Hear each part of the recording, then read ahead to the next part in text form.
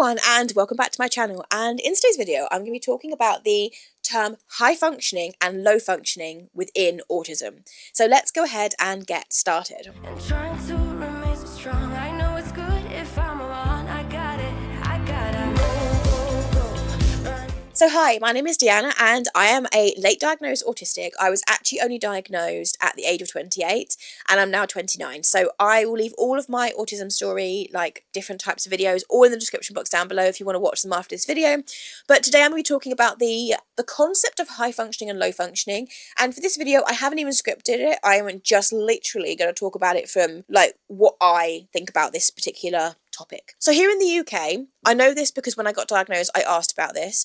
So this is where this information is coming from. In the UK, they now no longer diagnose in levels. I don't think they ever did in levels. Like, the levels thing, I think, is more of an American thing. But in the UK, they now no longer diagnosed as Asperger's. They no longer diagnose with high functioning or low functioning labels. If you have autism, they diagnose you with autism spectrum disorder. Everyone has the same diagnosis. There is no levels. There is no... It's like a blanket term, basically. I think there is good sides and bad sides to this particular decision that they've made. So I think for me personally, I like the decision of not having high functioning, low functioning.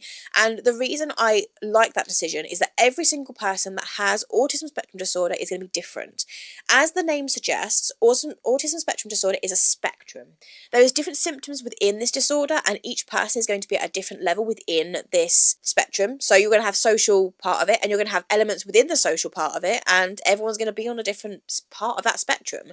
So it would be very, very hard to give someone an accurate level, like overall. So I know that some countries do still diagnose levels, and personally I think that they can be helpful, but they also then label that person even more to the point where they can receive either not enough support or way too much support. So I believe that levels can be helpful, but as I said, each person requires different types of support and different levels of support.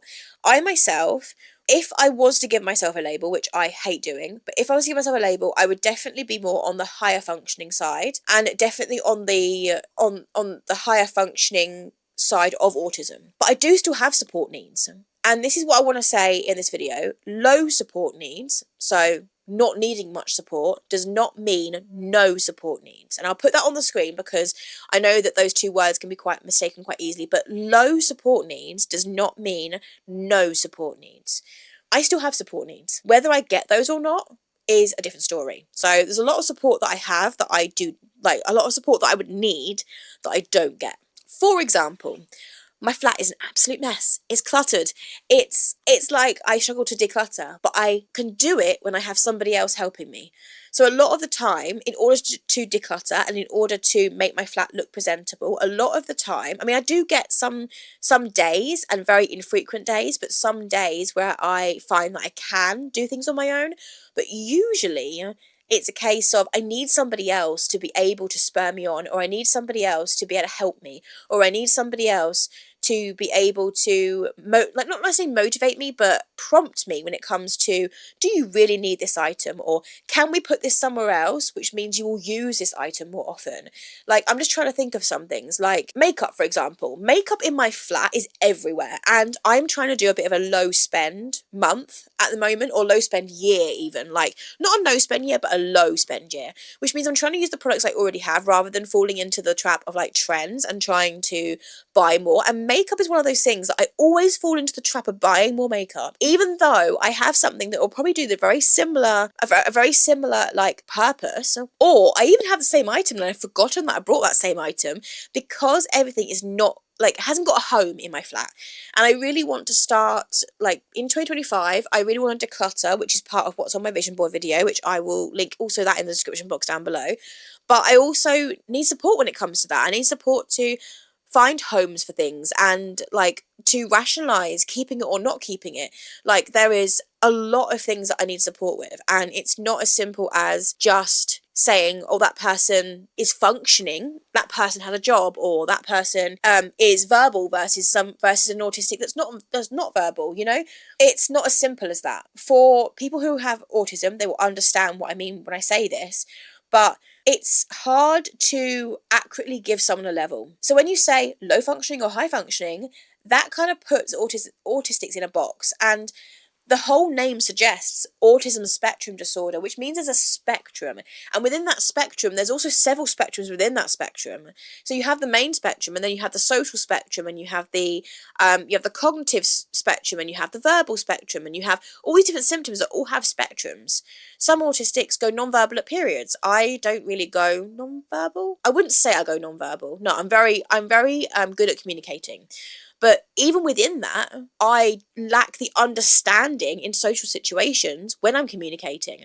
So there's support that I could do with that. Like, that sort of thing could be something that I receive support on, but I don't get that support. Here in England, the support for higher functioning, should I say, autistics, is very, very limited. The support for autistics in general in the UK is very hard and very limited, but more so for those who are seen as a higher functioning autistic. Like, I have a job, I hold down a job, I am trying to make YouTube work, I am like having hopes, having dreams, and this means that the support needs and the support needs are lower than somebody else maybe, but I don't receive any sort of support for having autism. I don't receive a support worker that comes and makes sure that I am keeping up my washing up, or somebody who checks in with me on the phone and makes sure I'm okay. Like, I've not got any sort of like support from any sort of mental health team or any sort of psychological based therapies or anything like that. I've not got any of that currently, and even since my autism diagnosis nearly a year ago,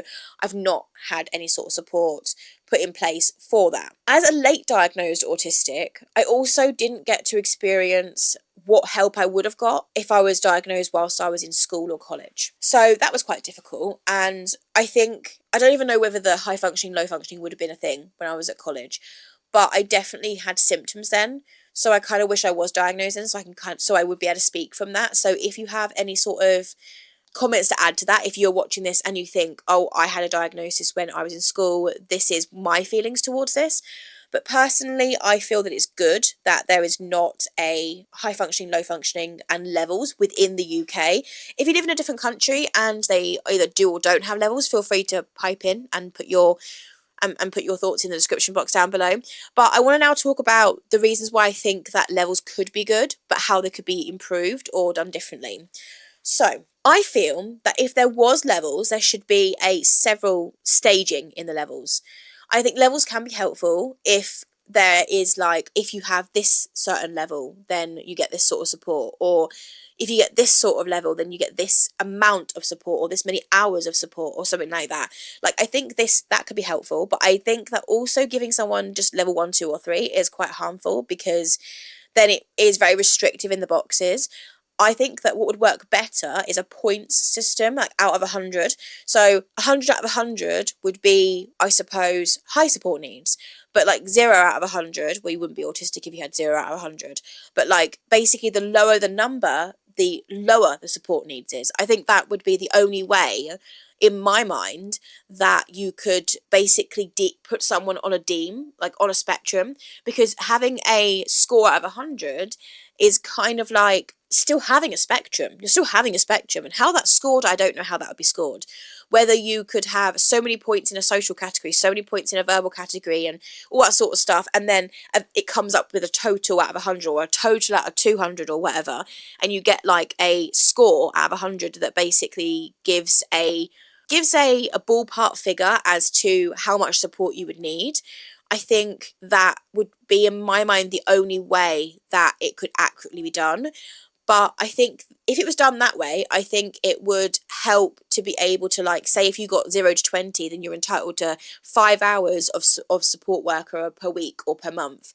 And then if you got like 21 to 40, then you're entitled to 10 hours or something like that. Like, if it was set out like that, I think that would actually help autistics on the lower spectrum to get some support. It wouldn't give them probably enough, but it would give them some. And I think in England especially, you have to fight for any sort of support. So I do feel that, in that sense, I do feel that having some sort of a spectrum of levels would actually help autistics. But let me know what you think in the comment section down below, because this is a topic that I know is quite a touchy topic for autistics.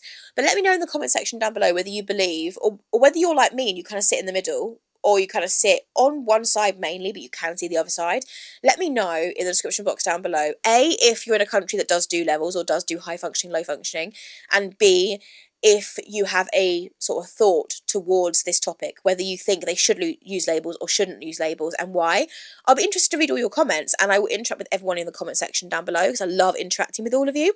So yeah, thank you so much for watching this video, and as I say at the end of every single one of my videos, I believe in you even if nobody else does, and I shall see you in my next one. Bye. Just like you're young again, no, don't you cry. Just get back up again.